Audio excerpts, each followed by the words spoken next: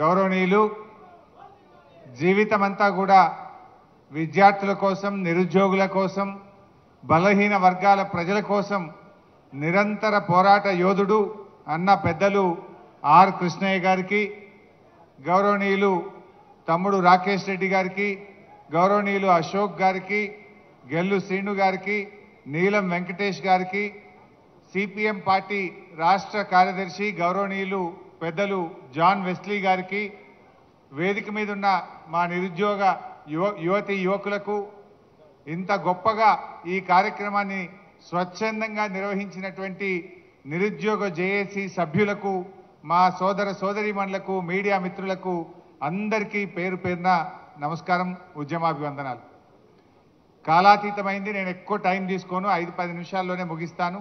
దాదాపు 2 దాటింది కనుక మీ ఓపికను ఇంకా పరీక్షించే ఇదైతే నాకు లేదు. మిత్రులారా, ఈరోజు ఈ నిరుద్యోగ జేఏసీ ఏమడుగుతా ఉంది? నాడిచ్చిన మాట నిలబెట్టుకో రేవంత్ రెడ్డి అని అడుగుతుంది. ఇదే రేవంత్ రెడ్డి ఆనాడు నిరుద్యోగ యువతి యువకుల దగ్గరికి వచ్చి వేడుకున్నాడు, ఎన్నికల్లో వాడుకున్నాడు. గద్దెనెక్కిన తర్వాత ఏమైందయ్యా నువ్వు ఇచ్చిన మాట అంటే ఇవాళ మొండి చేయి చూపిస్తా ఉన్నాడు. నిరంకుశంగా అణిచివేసే ప్రయత్నం చేస్తూ ఉన్నాడు. ఆనాడు రేవంత్ రెడ్డి గారిని నమ్ముతారో నమ్మరో అని రాహుల్ గాంధీ గారిని అశోక్ నగర్ సెంట్రల్ లైబ్రరీ మెట్ల మీద కూర్చోబెట్టి మొదటి ఏడాదే 2 లక్షల ఉద్యోగం ఇస్తామని చెప్పి రాహుల్ గాంధీతో చెప్పించారు. ప్రియాంక గాంధీ గారితో సరూర్ నగర్ స్టేడియంలో మీటింగ్ పెట్టి మొదటి ఏడాది 2 లక్షల ఉద్యోగాలు ఇస్తామని, రాజీవ్ యువ వికాసం ఇస్తామని, 4000 నిరుద్యోగ భృతి ఇస్తామని, బ్యాక్లాగ్ పోస్టులన్నీ నియామకాలు చేస్తామని ఎన్నెన్నో మాటలు చెప్పించారు. మరి మాటలు చెప్పిన రాహుల్ గాంధీ, మాటలు చెప్పిన ప్రియాంక గాంధీ ఇలా పత్తా లేకుండా పోయినరు. గాంధీలు మాయమైపోయినరు. గాంధీల పేరు చెప్పి ఓట్లు అడిగినరు. మేనిఫెస్టోలో పెట్టి బాండ్ పేపర్లు పంచి గద్దెనెక్కిన ఇవాళ రేవంత్ రెడ్డి ఏమో ఏమైందయ్యా అంటే ఇవాళ అలా కూర్చున్నాడు, జూబ్లీహిల్స్ ప్యాలెస్లో కూర్చున్నాడు. వెనకటికెవడో అట్టపర్వతం ఎత్తి నేను ఆంజనేయ స్వామి అనుకున్నాడట, నెత్తిన ఈక పెట్టుకొని శ్రీకృష్ణుడు అనుకున్నాడట.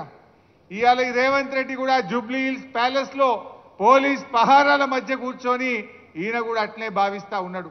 నీకు దమ్ముంటే రేవంత్ రెడ్డి పోలీసు లేకుండా ఒక్కసారి చిక్కడపల్లికో, దిల్సుఖ్ నగర్కో, అశోక్ నగర్ సెంట్రల్ లైబ్రరీకి రా, నీ బట్టలు కూడా విప్పి పంపుతారు.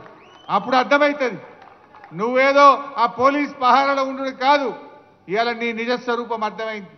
రాష్ట్ర ప్రజలకు 2 ఏళ్లలోనే రేవంత్ రెడ్డి యొక్క మోసాలు, కాంగ్రెస్ దగ ఈ రాష్ట్రంలో అన్ని వర్గాల ప్రజలకు కూడా అర్థమైంది. జాబ్ నోటిఫికేషన్ ఏమయ్యా రేవంత్ రెడ్డి అంటే మద్యం షాపులకు నోటిఫికేషన్ ఇస్తున్నాడు. సిగ్గులేదు.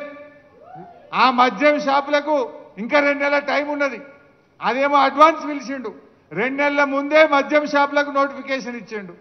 జాబ్ నోటిఫికేషన్ ఆనాడు అసెంబ్లీలో బీఆర్ఎస్ పార్టీ ఏమైంది నీ జాబ్ క్యాలెండర్ అని నిలదీసింది. మేం గట్టిగా పట్టుబడితే ఓ జాబ్ క్యాలెండర్ని పెట్టిండు, మాట్లాడకుండానే అసెంబ్లీ వాయిదా వేసుకొని పారిపోయింది.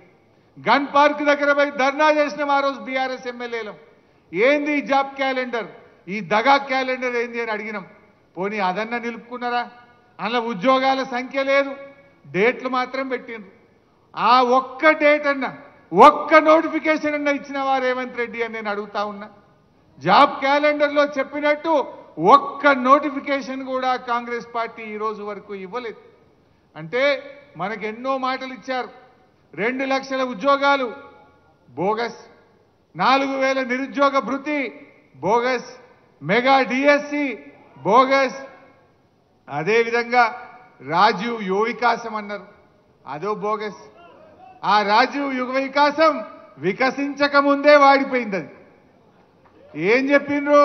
జూన్ 2వ తారీఖు నాడు 5 లక్షల మంది నిరుద్యోగులకు మేము రాజీవ్ యువ వికాసం కింద సాయం చేయబోతున్నామన్నారు. జూన్ 2 పోయి 5 నెలలు, ఒక్కనికన్నా ఇచ్చిండ్రా? మాటలు కూడా బోగస్, హామీలు బోగస్. ఇవాళ అన్ని వర్గాలను మోసం చేసిండ్రు. నేను మా తమ్ముళ్ళని కోరేది ఒక్కటే, ఇవాళ మీ చేతిలో ఒక అవకాశం ఉంది. రేవంత్ రెడ్డి కళ్ళు తెరిపించడానికి మీ చేతిలో ఒక అవకాశం ఉంది. ఈ జూబ్లీ హిల్స్ ఉప ఎన్నిక కొంతమంది చెల్లెళ్ళు ఏది ఎలక్షన్లో నామినేషన్ వేసినట్టు కూడా నేను పేపర్లో చదివాను. నేను మీతో కోరేది ఒక్కటే, జూబ్లీ హిల్స్ ఓడిపోతే రేవంత్ రెడ్డి ఏం గద్దె దిగాడు కదా, ఆయన ముఖ్యమంత్రి పదవి ఏం పోదు కదా, ఇంకా 3 ఏళ్ళు పక్కా ఉంటాడు ఆయన్నే రేవంత్ రెడ్డి ఉండాలని కూడా మేము కోరుకుంటున్నాం. ఇక మళ్ళా కాంగ్రెస్ 20 ఏళ్ళ దాకా మొలవదిగా. అయితే నేను మీతో కోరేది ఒక్కటే, దయచేసి మీరు కాంగ్రెస్ను జూబ్లీ హిల్స్లో ఓడించాలని, ఆనాడు కాంగ్రెస్ను గెలిపించాలని బస్సు యాత్ర చేసిండ్రు. ఆనాడు కాంగ్రెస్ మిమ్మల్ని వేడుకున్నది, వాడుకున్నది. ఇవాళ గెలిచి గద్దెనెక్కి మీకు దగా చేసింది కాంగ్రెస్. ఆ కాంగ్రెస్ కళ్ళు తెరిపించాలంటే, ఆ కాంగ్రెస్ కు సురుకు బుట్టాలంటే జూబ్లీ హిల్స్ లో కాంగ్రెస్ ను ఓడించడానికి మా నిరుద్యోగ యువతి యువకులందరూ దండుగట్టి బయలుదేరండి. కాంగ్రెస్ ఓడితే ఆయన రివ్యూ చేసుకుంటాడు.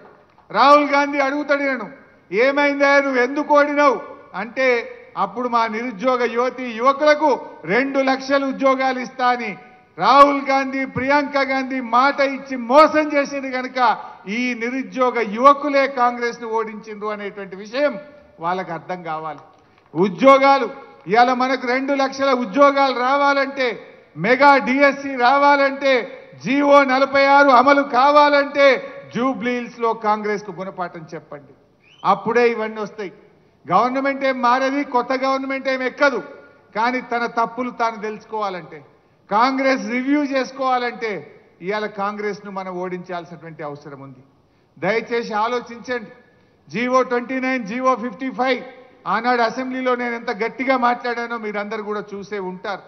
ఆయన బట్టి విక్రమార్క గారు, మీరు దళిత వర్గం నుంచి ఉప ముఖ్యమంత్రిగా, ఆర్థిక మంత్రిగా ఉన్నారు, రేవంత్ రెడ్డికి ఎట్లయినా సోయి లేదు, నువ్వన్నా పట్టించుకో బట్టి గారు అని చెప్పి శాసనసభ వేదికగా బతిల్లాడినా కూడా ఆయన పట్టించుకునే పరిస్థితుల్లో లేడు.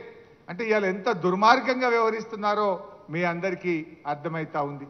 జాబులు నింపండి అయ్యా అంటే జేబులు నింపుకుంటున్నారు కాంగ్రెస్ వాళ్ళు. జాబులు నింపుతలేరు కానీ కాంగ్రెస్ నాయకులు జేబులు నింపుకునే పనులు పడ్డారు, గల్ల పెట్టెలు నింపుకుంటున్నారు. ఏమి చూసినా పర్సెంటేజీలు. ఇవాళ రేవంత్ రెడ్డి విద్యాశాఖ మంత్రిగా ఫెయిల్, మున్సిపల్ మంత్రిగా ఫెయిల్, హోం మంత్రిగా ఫెయిల్, ముఖ్యమంత్రిగా కూడా ఫెయిల్ అయిపోయింది. ఒక్క దాంట్లో మాత్రం పాస్ అయింది, కలెక్షన్ మంత్రిగా మాత్రం పాస్ అయింది, వసూళ్లలో మాత్రం పాస్ అయిండు, అన్నిట్లలో ఫెయిల్ అయిపోయింది. ఇందాకో తమ్ముడు బాగా చెప్పిండు, విద్యరాని రేవంత్ రెడ్డి విద్యాశాఖ మంత్రి, దేశంలో అతి ఎక్కువ క్రిమినల్ కేసులు ఉన్న ముఖ్యమంత్రి ఈయననే హోం మంత్రి, జీవితంలో ఎన్నడూ మంత్రి చేయని వ్యక్తి డైరెక్ట్గా ముఖ్యమంత్రి అయితే ఇలా రాష్ట్రం పరిస్థితి ఏమవుతుందో మనందరం కూడా గమనిస్తూ ఉన్నాం. ఏది ఏమైనా బాగా ఆలోచించండి. ఇవాళ నిరుద్యోగ యువతి యువకులు రాష్ట్రంలో ఏం జరుగుతుందో ఆలోచించండి. ఆనాడు బీఆర్ఎస్ ప్రభుత్వం టీఎస్ ఐపాస్ తెచ్చి పారిశ్రామికవేత్తలకు రెడ్ కార్పెట్ వేసి పెద్ద ఎత్తున ఐటీ ఉద్యోగాలు సంపాదించింది, పెద్ద ఎత్తున పెట్టుబడులను ఆకర్షించింది, పెద్ద ఎత్తున ఇండస్ట్రీస్ పెట్టించి ఎన్ని వేలాది ఉద్యోగాలకు అవకాశం కల్పించింది. ఇవాళ ఏం జరిగింది? Gun culture. ఆనాడు మనం పెట్టుబడులు ఆహ్వానిస్తే, ఆనాడు మనం పారిశ్రామికవేత్తలను ఆహ్వానించి ప్రైవేట్ రంగంలో ఉపాధి అవకాశాలు పెంచితే ఇవాళ వీళ్ళు తుపాకులు పెట్టి వాటాల కోసం పోరాడుతున్నారు. మంత్రులు, ముఖ్యమంత్రి ఇవాళ గన్నులు పెట్టి బెదిరిస్తున్నారని ఎవరు చెప్తున్నారు? స్వయంగా కేబినెట్ మంత్రి గారి కుమార్తె చెప్పింది, రేవంత్ రెడ్డి తుపాకిచ్చి పంపిండు, బెదిరించి వసూళ్లు చేస్తున్నాము అని చెప్పి మనం చెప్తలేము, మంత్రి గారి కుమార్తె చెప్తుంది. ఇవాళ ఐఏఎస్ ఆఫీసర్లు మధ్యలోనే వాలంటీర్ రిటైర్మెంట్ తీసుకొని ఒక మంచి అధికారి ఇవాళ మధ్యలోనే వెళ్ళిపోతున్న పరిస్థితి వచ్చింది. రాష్ట్రం ఎటువైపు పోతుందో ఆలోచించండి. ముఖ్యంగా నిరుద్యోగ యువతి యువకులు, చదువుకున్నటువంటి వాళ్ళు, ఇవాళ రేపటి భవిష్యత్ తరం నాయకులు మీరందరూ కూడా జాగ్రత్తగా ఆలోచించాల్సిన అవసరం ఉంది. ఇవాళ బీఆర్ఎస్ పార్టీ ఆనాడు 1,64,000 ప్రభుత్వ ఉద్యోగాలు ఇచ్చింది. కాకపోతే మేము చెప్పుకోలేకపోవచ్చు, కాకపోతే మీరు ఆశించినంత స్థాయిలో చేయలేకపోవచ్చు. గ్రూప్ 1, గ్రూప్ 2 ఆ రోజు ఆలస్యమైంది. కారణం ఏంటంటే 2 ఏళ్ళు కరోనా.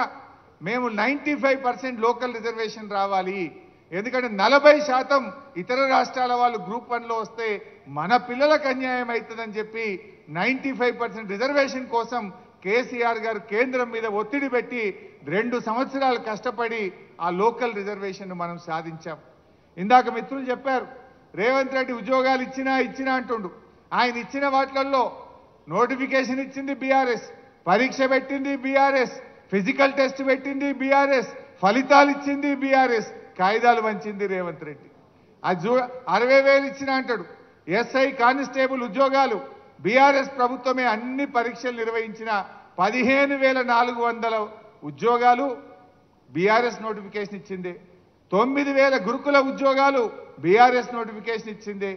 8,000 గ్రూప్ 4 ఉద్యోగాలు బీఆర్ఎస్ నోటిఫికేషన్ ఇచ్చింది. అదేవిధంగా హెల్త్ డిపార్ట్మెంట్లో స్టాఫ్ నర్సులు, పారామెడికల్ సిబ్బంది 7,000 ఉద్యోగాలు బీఆర్ఎస్ ఇచ్చింది. జేఎల్ 1300 బీఆర్ఎస్ ప్రభుత్వం ఇచ్చింది. 6,000 డిఎస్సి ఉద్యోగాలు బీఆర్ఎస్ ప్రభుత్వం ఇచ్చింది. ఇవన్నీ బీఆర్ఎస్ ప్రభుత్వమే నోటిఫికేషన్లు ఇస్తే వాటికి కాయిదాలు పంచి నేను ఉద్యోగాలు ఇచ్చిన అంటాడు. అచ్చంగా కాంగ్రెస్ నోటిఫికేషన్ ఇచ్చి కాంగ్రెసే ఉద్యోగాలు ఇచ్చింది. కేవలం డిఎస్సిలో 5,000 ఉద్యోగాలు మాత్రమే. దానికి 60,000 70,000 ఇచ్చినామని ఇవాళ అబద్ధాలు చెప్తూ గోబల్స్ ప్రచారం చేస్తూ ఉన్నారు. నిజాలు ఎప్పటికైనా నిజాలే ఉంటాయి. ఎంతకాలం మోసం చేయలేవు, ఒకసారి చేయగలుగుతావు. ఇవాళ నీ నిజస్వరూపం బయటపడ్డది రేవంత్ రెడ్డి. ఇప్పటికైనా మేలుకో. నిరుద్యోగ యువకులకు ఇచ్చిన హామీ ప్రకారంగా వెంటనే 2 లక్షల ప్రభుత్వ ఉద్యోగాలను భర్తీ చేయాలని ఈ వేదిక నుంచి మీ అందరి పక్షాన డిమాండ్ చేస్తా ఉన్నాం. తమ్ముళ్ళకి మేము ఇచ్చే హామీ ఒకటే, తప్పకుండా అసెంబ్లీలో రేవంత్ రెడ్డి ప్రభుత్వాన్ని ప్రశ్నిస్తాం. మొన్న అడిగాం అసెంబ్లీ పెట్టవే అంటే ఒక్కటే నాడు ఆదివారం పెట్టిండు పోయిండు. ఒక్కటే రోజు పెట్టాడు ఎవడన్నా అసెంబ్లీ? ఒకటే నాడు పొద్దున పెట్టిండు, సాయంత్రం బంద్. అది కూడా కాళేశ్వరం కమిషన్ అని ఏదో తిట్టాలి, బురద జల్లాలి, పోవాలి. ప్రజా సమస్యల మీద మాట్లాడమయ్యా, అసెంబ్లీ పెట్టవయ్యా రేవంత్ రెడ్డి అంటే ఒక్కటే నాడు ఆదివారం పెట్టిండు. అంటే ఎంత భయపడుతుండు, అసెంబ్లీ పెట్టడానికి కూడా భయపడుతున్నాడు. తప్పకుండా కాంగ్రెస్ మీద ఒత్తిడి పెంచుతాం. శాసనసభలో జీవో 46 గురించి, మెగా డిఎస్సి గురించి రావాల్సిన నోటిఫికేషన్లు, ముఖ్యంగా జెన్కో కానీ, అదేవిధంగా GPO, police notification, deputy surveyor notification, ఇతర గ్రూప్ నోటిఫికేషన్ల కోసం, జాబ్ క్యాలెండర్ అమలు కోసం మీ గొంతుకై మీ పక్షాన బీఆర్ఎస్ పార్టీ పోరాడుతుందని చెప్పి కూడా మనం చేస్తా ఉన్నా. ఒకవేళ దిగి రాకపోతే ఇవాళ ఇది ప్రారంభం మాత్రమే. అన్ని జిల్లాల్లో కూడా ఈరోజు మనం ఏదైతే నిరుద్యోగ బాకీ కార్డును మనం విడుదల చేశామో ఈ నిరుద్యోగ బాకీ కార్డును రాష్ట్రంలో అన్ని జిల్లా కేంద్రాల్లో కూడా పెట్టి యువతను ఏకం చేద్దాం, ప్రభుత్వం మీద ఒత్తిడి పెంచుదాం. ప్రత్యక్ష పోరాటంలో కూడా బీఆర్ఎస్ పార్టీ మీతో కలిసి వస్తుంది, మీకు అండగా ఉంటుంది, అన్ని రకాల సహాయ సహకారాలు అందిస్తామని చెప్పి మనవి చేస్తూ ఇంత మంచి కార్యక్రమాన్ని పెట్టి జాన్ వెస్లీ గారిని, నన్ను, ఆర్ కృష్ణన్న గారిని పిలిచి ఇవాళ ప్రభుత్వం మీద ఒత్తిడి పెంచే ప్రయత్నం ఏదైతే చేస్తున్నారో దానికి నేను మనస్ఫూర్తిగా అభినందిస్తూ ఇప్పటికైనా కాంగ్రెస్ మేల్కొనాలని, నిరుద్యోగులకు ఇచ్చిన హామీలు అమలు చేయాలని చెప్పి డిమాండ్ చేస్తున్నాం. రాహుల్ గాంధీ, ప్రియాంక గాంధీ ఆనాడు వచ్చి ఓట్లేయించడమే కాదు, ఇచ్చిన హామీ అమలు చేసే బాధ్యత రాహుల్ గాంధీ గారి మీద, ప్రియాంక గాంధీ గారి మీద కూడా ఉంది. మీరు తక్షణమే రివ్యూ చేయండి, రేవంత్ రెడ్డికి మొట్టికాయలు వేయండి, నిరుద్యోగ యువకులకు ఇచ్చిన హామీ నిలుపుకోండి. లేదంటే ఇంకా 20 ఏళ్ల దాకా మళ్ళా కాంగ్రెస్ మాటే ఉండదు తెలంగాణలో బిడ్డ, జాగ్రత్త అని చెప్పి హెచ్చరిస్తూ జై తెలంగాణ. చాలా చాలా ధన్యవాదాలు అన్నగారు. మీ విలువైన సమయాన్ని కేటాయించి ఈరోజు మాకు